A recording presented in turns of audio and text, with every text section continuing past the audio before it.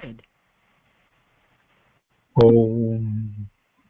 નમો અયંતાણમ, નમો સિદ્ધાણમ, નમો આયર્યાણમ, નમો ઉપજ્જાયણમ, નમો લોય સૌ સામણમ.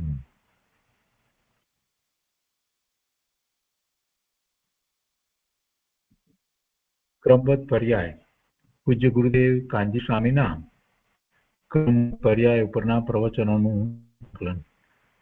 ખરી રીતે તો પૂજ્ય ગુરુદેવ કાંજી સ્વામીએ 45 વર્ષ સુધી જે પ્રવચનો આપ્યા એમાં જે કોઈ વિષય ચાલતો હોય એની સાથે ક્રમબદ્ધ પર્યાયની વાત જ્યારે જ્યારે કરી છે એ બધાનું સંકલન છે અને એનું આ પુસ્તક એનો સ્વાધ્યાય આપણે કરી રહ્યા છીએ.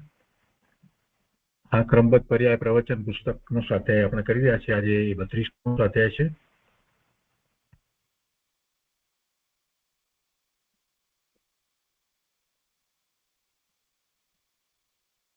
એમાં પાના નંબર 113 અહીંયા 10મો વિભાગ છે. એમાં ક્રમબદ્ધ પર્યાય ભિન્ન ભિન્ન દ્રષ્ટિકોણ એ શીર્ષક નીચે કેટલાક પેરેગ્રાફ છે તે જોઈએ. 87મો પેટા ભાગ છે. એમાં કર્મ વિશે વાત કરવામાં આવી છે અને પ્રશ્ન કર્યો છે જો કર્મ તે પરમાણુની ક્રમબદ્ધ પર્યાય જ છે તો પછી જૈનમાં તો કર્મ સિદ્ધાંતના થોકબંધ શાસ્ત્રો ભરેલા છે તેનું શું? અને આ વાત હમણાં જ આપણે દ્રવ્ય સંગ્રહના સ્વાધ્યાયમાં દીધી છે અને ગુરુદેવ એનો ઉત્તર પણ આપ્યો કે એ બધા શાસ્ત્રો આત્માને જ બતાવનારા છે અને કર્મનું જેટલું વર્ણન છે તેને આત્માના પરિણામ સાથે માત્ર નિમિત્ત નૈમિત્તિક સંબંધ છે. એટલે કર્મ દ્વારા પણ વાત તો એ સમજવાની છે કે આત્માના એવા પરિણામ થયા તે વખતે નિમિત્ત શું હતું તો એ કર્મ એ નિમિત્ત તરીકે હતું એ વાત લીધી છે. અને પછી એમાં આગળ કહે છે કે આત્માના પરિણામ એવા કેવા પ્રકારના થાય છે તે સમજાવવા ઉપચારથી કર્મમાં ભેદ પાડી સમજાવ્યું છે. નિમિત્ત નૈમિત્તિક સંબંધનું જ્ઞાન કરાવવા માટે આ બધું કહેવામાં આવ્યું છે. અને પછી પાછો એમાં કોઈ પેટા પ્રશ્ન કર્યો કે બંધ ઉદય ઉદીર્ણા ઉપશમ આ બધું જે કંઈ એ 10 પ્રકાર કહેવામાં આવ્યા છે તો એ તો કર્મની અવસ્થાના પ્રકાર કયા છે? ત્યારે ફરીથી પૂજ્ય ગુરુદેવે એ સમજ આપી કે એમાં પણ ખરેખર તો ચૈતન્યની જ ઓળખાણ કરાવી છે. કર્મના જે 10 પ્રકાર પડ્યા છે તે આત્માના પરિણામોના પ્રકાર બતાવવા માટે જ છે. એટલે કે જીવના એ વખતે કેવા પરિણામ થઈ રહ્યા છે એ બતાવવું છે. એટલે અહીંયા સામે જે કર્મનું જે કંઈ થાય છે, કર્મનો બંધ પડે છે કે ઉદય છે, ઉદીર્ણા છે કે ઉપશમ થાય છે કે જે કંઈ થાય છે તો એની સામે જીવના ભાવ કેવા છે એનો ખ્યાલ આવે. એટલે ખરેખર તો એમાં પણ આત્માનો પુરુષાર્થ બતાવવામાં આવ્યો છે. એટલે એનો વધારે આપણે નથી લેતા, એ આપણે કર્યું છે. એટલે એ પછીનો બીજો વિષય છે અનેકાંતનો વિષય છે. 88મો પાઠ અનેકાંત અને 7 તત્વની વાત છે. ત્યાં પ્રશ્ન કર્યો છે કે થવાનું હોય તે થાય છે એમ માનવામાં અનેકાંત સ્વરૂપ ક્યાં આવ્યું? થવાનું હોય તે થાય છે એમ માનવામાં અનેકાંત સ્વરૂપ ક્યાં આવ્યું? એટલે કે ક્રમબદ્ધમાં થવાનું હોય તે જ થાય છે એ વાત લઈ અને હમણાં પ્રશ્ન કર્યો તો પછી અનેકાંત તો રહેશે નહીં, આવો કોઈકને પ્રશ્ન થયો. અનેકાંતને અને ક્રમને કેવી રીતે સંબંધ છે એ વાત નહીં સમજાય. એટલે પ્રશ્નકારે એવી રીતે પ્રશ્ન કર્યો કે થવાનું હોય તે થાય તો એ ક્રમની વાત કરતા વારંવાર એ વાત ખ્યાલમાં આવે છે તો પછી અનેકાંતનું શું? વસ્તુ સ્વરૂપ તો અનેકાંત દ્વારા પ્રકાશવામાં આવ્યું છે એમ વારંવાર કહેવામાં આવે છે તો અને એ વાત સમજવા જેવી છે. પૂજ્ય ગુરુદેવ એ વાતને સમજાવે છે કે થવાનું હોય તેમ થાય છે એટલે પરનું પરથી થાય છે અને પોતાનું પોતાથી થાય છે, મારું મારાથી થાય. પરનું પરથી થાય છે અને મારું મારાથી થાય છે એમ જાણીને પરથી ખસી અને પોતા તરફ વળ્યો તેણે સ્વભાવના લક્ષ્ય માન્યું છે. તેની માન્યતામાં અનેકાંત સ્વરૂપ છે. કઈ રીતે અનેકાંત સ્વરૂપ છે તેની માન્યતામાં? તો કહે છે કે મારી પર્યાય મારા દ્રવ્યમાંથી ક્રમબદ્ધ આવે છે, મારી પર્યાય પરમાંથી આવતી નથી, આમ અનેકાંત છે. મારી પર્યાય મારા દ્રવ્યમાંથી આવે છે અને પરદ્રવ્યમાંથી આવતી નથી, એ અનેકાંત થયું. જેમ આપણે અનેકાંત કહીએ છીએ કે હું સ્વદ્રવ્ય ક્ષેત્ર કાળ ભાવથી અસ્થિપણે છું અને પરદ્રવ્ય ક્ષેત્ર કાળ ભાવથી અસ્થિપણે નથી, એટલે નાસ્તિ છું. તો એ જે રીતે અનેકાંત થયું એ જ રીતે અનેકાંત થાય છે કે મારી પર્યાય મારા દ્રવ્યમાંથી ક્રમબદ્ધ આવે છે અને મારી પર્યાય પરમાંથી આવતી નથી, આમ અનેકાંત છે.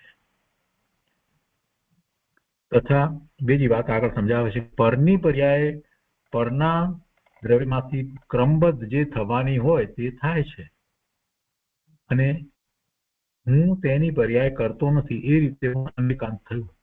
એટલે જે પ્રશ્ન હતો એ પ્રશ્ન કે થવાનું હોય તે થાય, તો આ થવાનું હોય તે થાય, છતાં એમાં અનેકાંત આ રીતે રહેલું છે.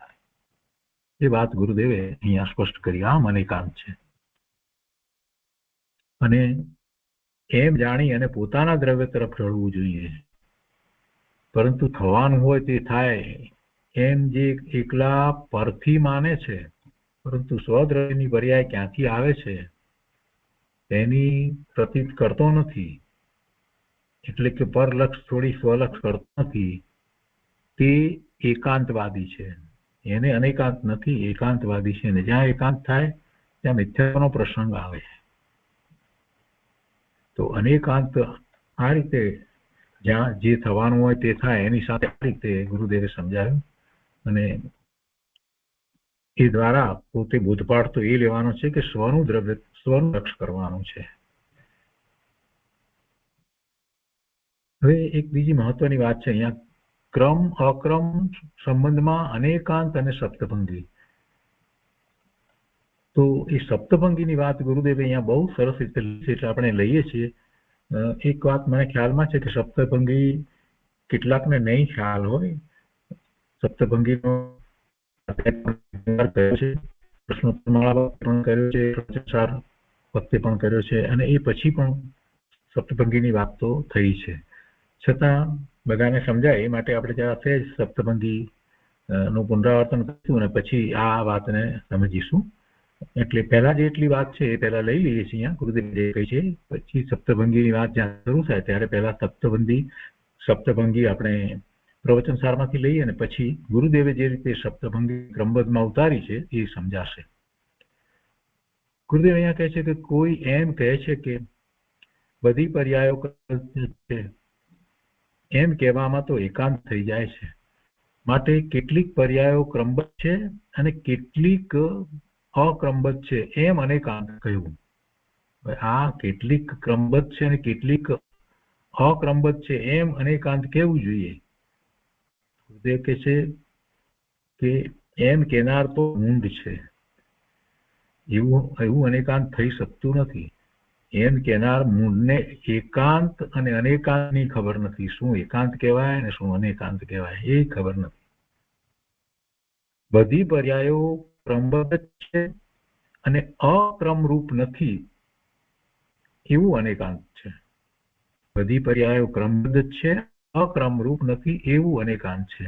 અથવા બીજી રીતે કહીએ તો ક્રમ અક્રમનો અનેકાંત લેવો હોય તો આ પ્રમાણે છે કે બધા ગુણો દ્રવ્યમાં એક સાથે સહભાવીપણે વર્તે છે, તે અપેક્ષાએ દ્રવ્ય અક્રમરૂપ છે અને પર્યાય અપેક્ષાએ ક્રમરૂપ છે, એમ અનેકાંત કહેવાય.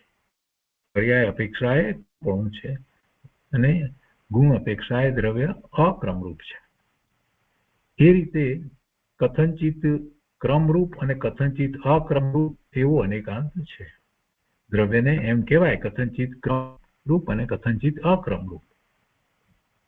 પર્યાય અપેક્ષાએ ક્રમરૂપ અને ગુણ અપેક્ષાએ અક્રમરૂપ એવું દ્રવ્યનું સ્વરૂપ છે, એ અનેકાંત છે. પરંતુ આ પર્યાયની વાતને કોઈ એમ કહી દે કે કેટલીક પર્યાય ક્રમબદ્ધ અને કેટલીક પર્યાય જે છે તે અક્રમરૂપ છે, એવું અનેકાંત કરો ના, એમ અનેકાંત થાય નહીં. મિથ્યાત્વ છે અને એને તો ખબર જ નથી કે અનેકાંત કોને કહેવાય. આવી વાત કરનારને તો કેટલીક પર્યાય ક્રમ રૂપે અને કેટલીક પર્યાય અક્રમ રૂપ માનવું એ તો અનેકાંત નથી પણ મિથ્યાત્વ છે. એ મિથ્યાત્વ છે. હવે આગળ કહે છે કે પર્યાય અપેક્ષાએ તો ક્રમબદ્ધપણું જ છે, એ નિયમ છે.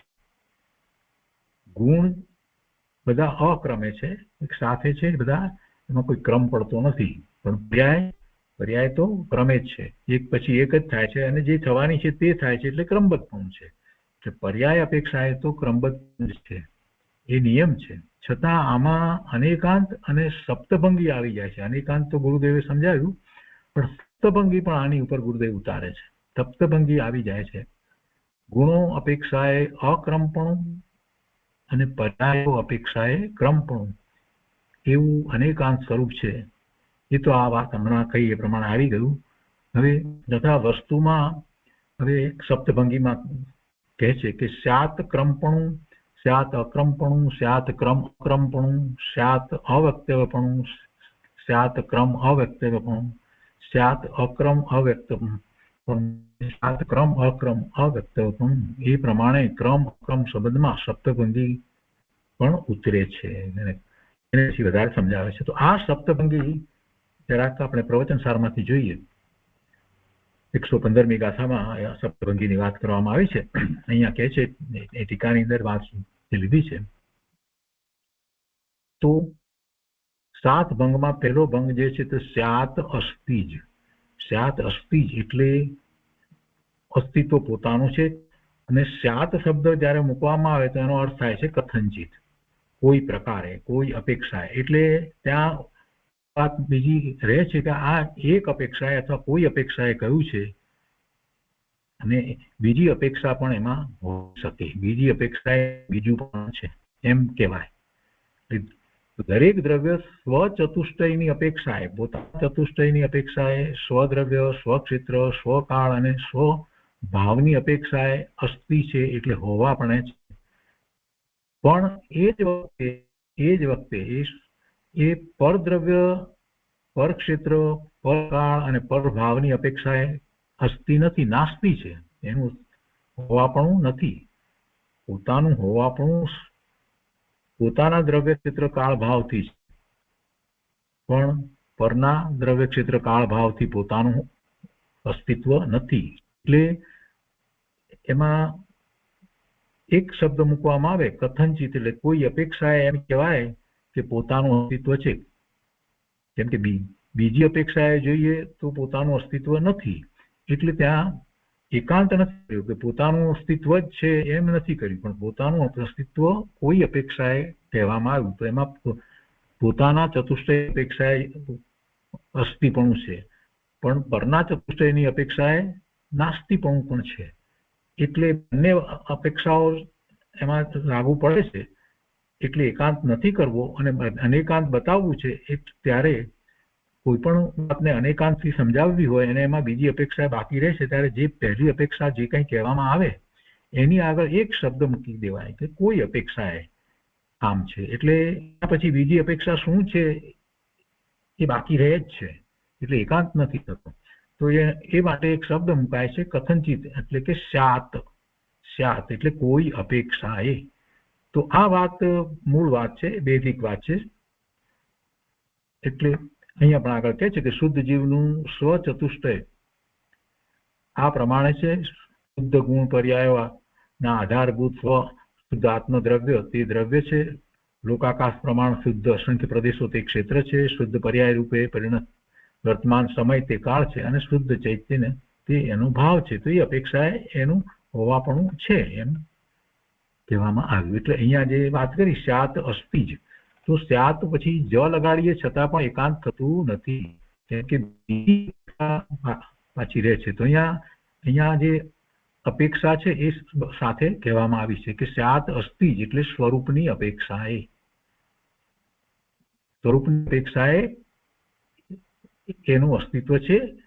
તો એ સ્યાત અસ્તિ એટલે સ્વરૂપની અપેક્ષા, પણ પરરૂપની અપેક્ષા એ નાસ્તિ થઈ જાય. સ્વરૂપની અપેક્ષા પોતે નથી. એટલે બીજામાં એ રીતે લીધું કે સ્યાત નાસ્તિ જો, એ પરરૂપની અપેક્ષાએ થયું. પણ આ બે અપેક્ષાઓ જે છે એ એક સાથે છે. બંને અપેક્ષા કઈ ક્રમે નથી, છે તો એક સાથે, પણ એક સાથે કહી શકાતી નથી. એટલે સ્યાત અવ્યક્તવ્ય, જે ત્રીજો ભંગ લીધો.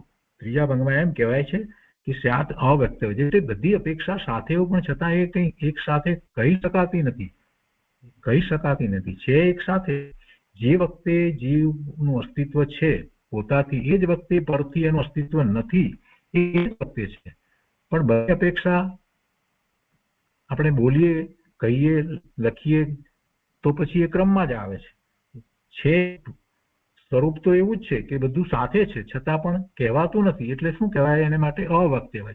એટલે સ્યાત અવક્તવ્ય જ આ ત્રીજો ભંગ કહેવામાં આવે. એટલે કે સ્વરૂપ પરરૂપના યુગપદપણાની અપેક્ષાએ એક સાથે કહી શકાતું નથી, એટલે અવ્યક્તવ્ય છે. તો સ્વરૂપ અને પરરૂપ બંનેની વાત આવે કે સ્વરૂપથી છે અને પરરૂપથી નથી, એ એક સાથે છે, યુગપદ છે, પણ એ યુગપદ હોવા છતાં પણ કહી શકાતું નથી, એટલે અવ્યક્તવ્ય છે. આ ત્રીજો ભંગ કયો.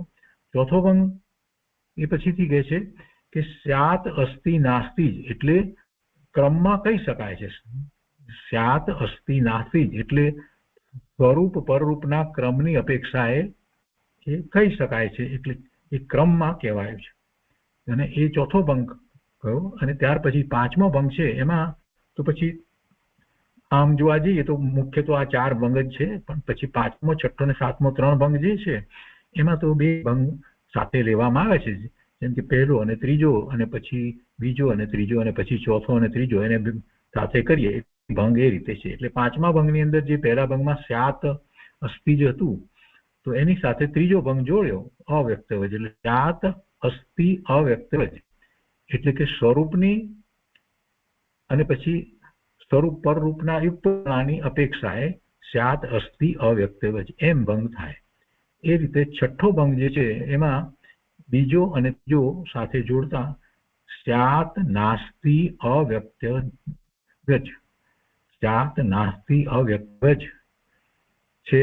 તો એમાં બીજા ભંગમાં પરરૂપની અપેક્ષાએ અને સ્વરૂપ પરના યુગપદપણાની અપેક્ષાએ એ છઠ્ઠો ભંગ આ રીતે થાય, સ્યાત નાસ્તિ અવ્યક્તવ્ય.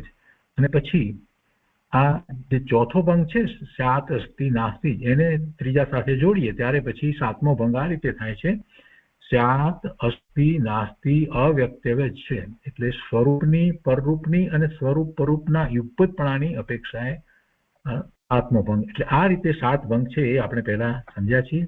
એટલે આટલું પુનરાવર્તન મને લાગે છે કે બધાને જેમણે આ સપ્તભંગી કરી છે એમને માટે પૂરતું છે.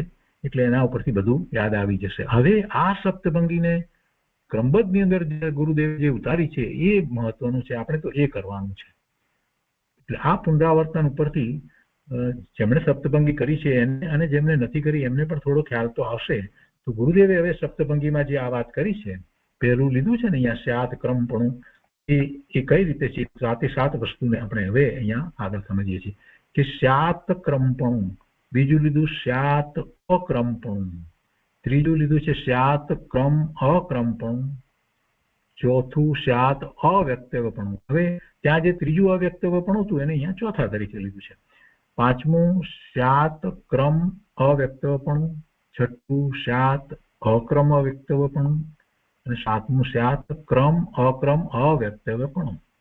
તો એ પ્રમાણે ક્રમ અક્રમ સંબંધમાં સપ્તભંગી પણ ઉતરે છે, અને એ હવે ગુરુદેવે અહીંયા વિસ્તારથી બતાવ્યું છે. તો પહેલું છે કે પર્યાયો એક પછી એક ક્રમબદ્ધ થાય છે, તેથી પર્યાયોની અપેક્ષાએ કહેતા વસ્તુ ક્રમરૂપ છે. પહેલો ભંગ, પર્યાયો એક પછી એક ક્રમબદ્ધ થાય છે, તેથી પર્યાયોની અપેક્ષાએ કહેતા વસ્તુ ક્રમરૂપ છે.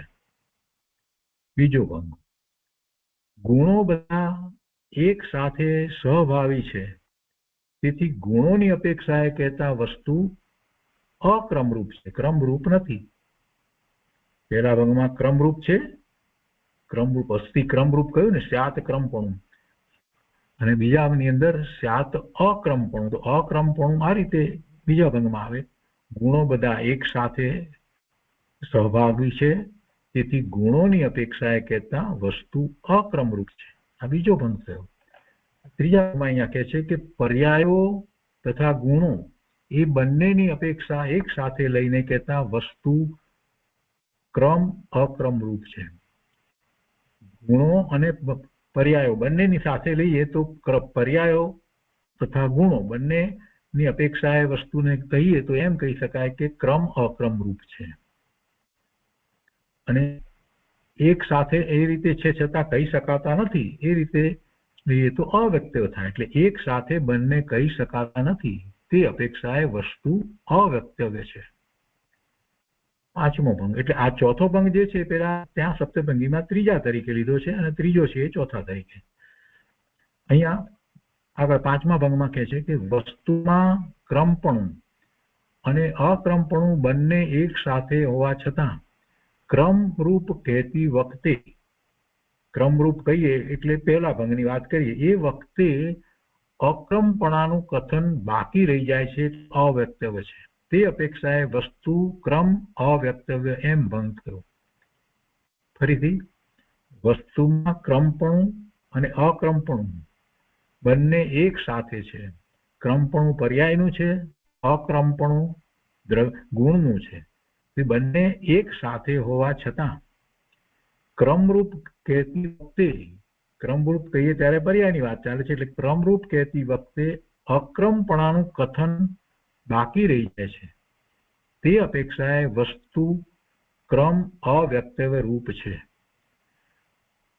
એ પછી છઠ્ઠો ભંગ એ જ પ્રમાણે અક્રમ રૂપ કહેતા ક્રમપણાનું કથન બાકી રહી જાય છે. તે અપેક્ષાએ વસ્તુ અક્રમ અવ્યક્તવ્ય રૂપ છે. અને સાતમો ભંગ ક્રમપણું તથા અક્રમપણું બંને અનુક્રમે કહી શકાય છે પણ એક સાથે કહી શકાતા નથી. તે અપેક્ષાએ વસ્તુ ક્રમ અક્રમ અવ્યક્તવ્ય રૂપ છે. તો આમ સાત ભંગ સપ્તભંગી ગુરુદેવે બહુ સરસ રીતે આમાં ઉતારી છે. એ પ્રમાણે ક્રમ અક્રમ શબ્દમાં સપ્તભંગી સમજવી. આ એક વિશેષ વાત છે ગુરુદેવના ક્ષયોક્ષમનો. આના ઉપરથી આપણને ખ્યાલ આવે છે કે આ સપ્તભંગી કેટલું બધું એમને તંત્રમાં સ્પષ્ટ હતું. અને અહીંયા ક્રમબદ્ધની અંદર આવી સપ્તભંગી ઉતારી એ દ્વારા સપ્તભંગી દ્વારા આપણને ક્રમ અક્રમનો વિશેષ ખ્યાલ આવે છે કે વસ્તુનું સ્વરૂપ છે.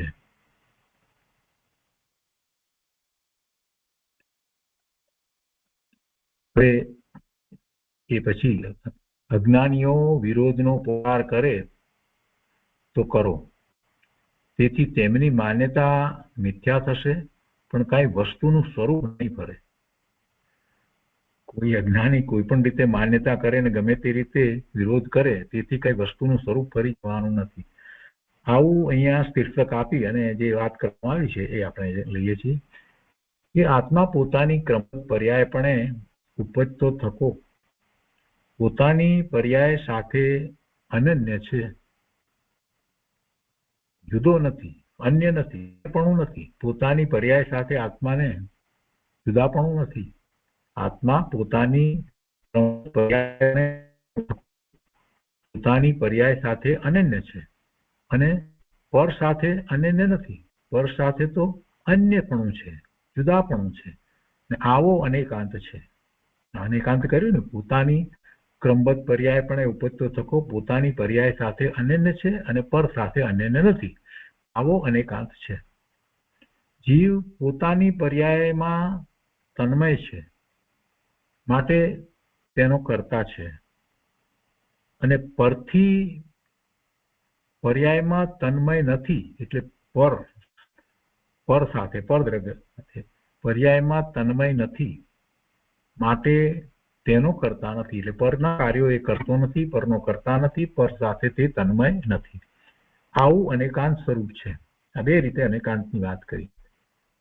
આત્મા પોતાનું કરે અને પરનું પણ કરે એમ અજ્ઞાની માને છે, પણ ખરેખર આત્મા પોતાનું કરે ને પરનું ન કરે.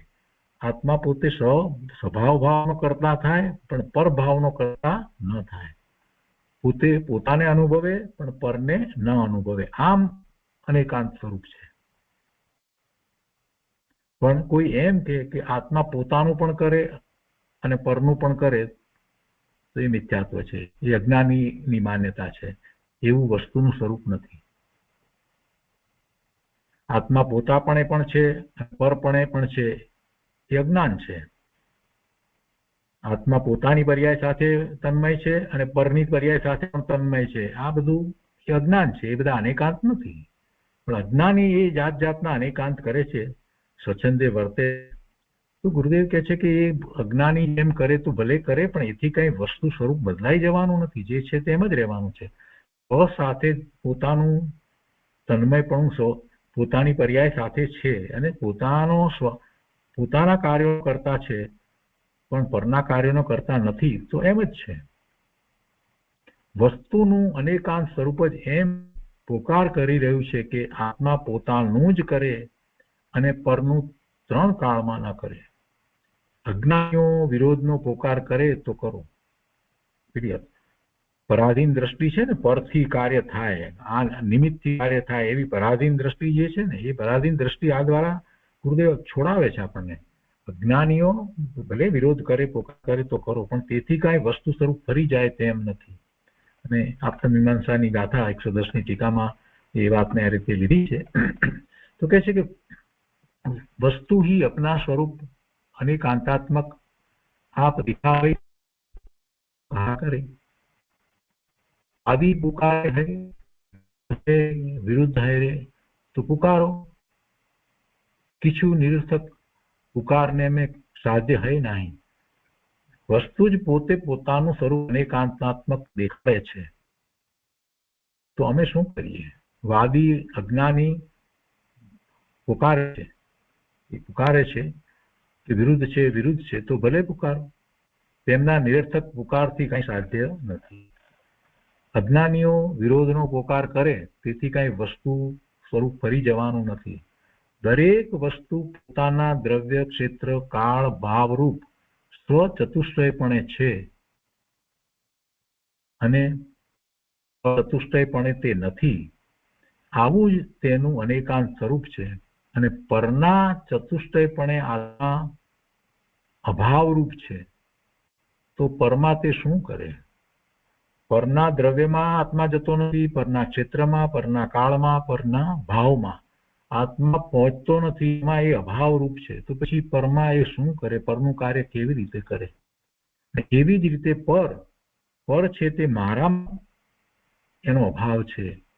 તો એ પર મારા પરિણામ કરે નહીં. બે વાત સાથે છે. અજ્ઞાનીઓ રાડો પાડે તો પાડો, પણ વસ્તુ સ્વરૂપ તો આવું જ છે.